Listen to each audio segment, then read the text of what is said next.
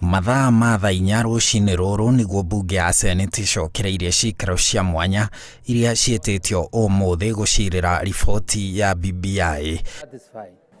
Mũikarĩri gĩtĩ wa kamĩtĩ ya watho ya Senate, Senator Okongo Omogeni, atemania riboti ya kamĩtĩ cia hamwe cia watho cia Senate na mbunge ya kĩbũrũri ciĩgiĩ BBI. Mr. Speaker, sir, I beg to lay the following paper on the table of the Senate today on the Constitution of Kenya Amendment Bill 2020. Masenita mahoya maheo mathaa maiganona nĩguo mathome riboti ĩyo mbere ya kwanjĩrĩria kũmĩarĩrĩria. I've just seen the document and how voluminous it is.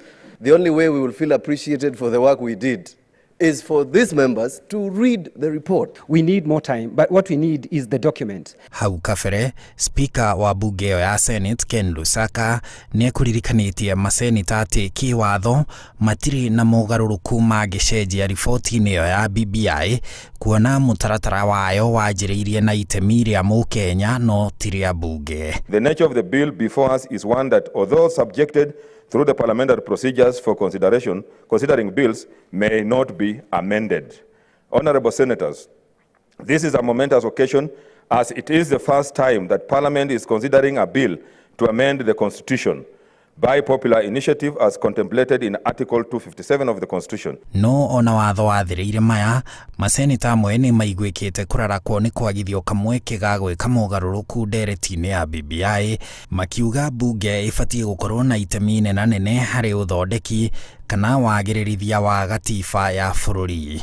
We are very sure of what the Constitution provides for. Probably it would be important for you to tell us the position of the House of Parliament, whether this Parliament can have or participate in the lawmaking process or in such a serious issue like amending the Constitution without its involvement. It cannot have been the wisdom and intention of the framers of this Constitution that we intended to make Parliament either a conveyor belt or a rubber stamp. It can't be, Mr. Speaker.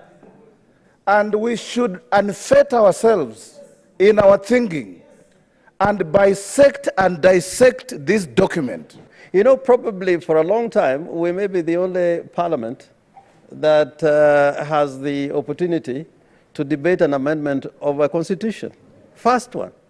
Yeah. So if it comes and we deal with it as if it was some cup of tea we were having, I think that would be very wrong. Ciikaro cia Senate itanyitwo gũcokereria thaa 8:30 mĩaraho ĩno. Handũ-inĩ ha Inooro TV, njĩtagwo Harun Njoroge wa Maina.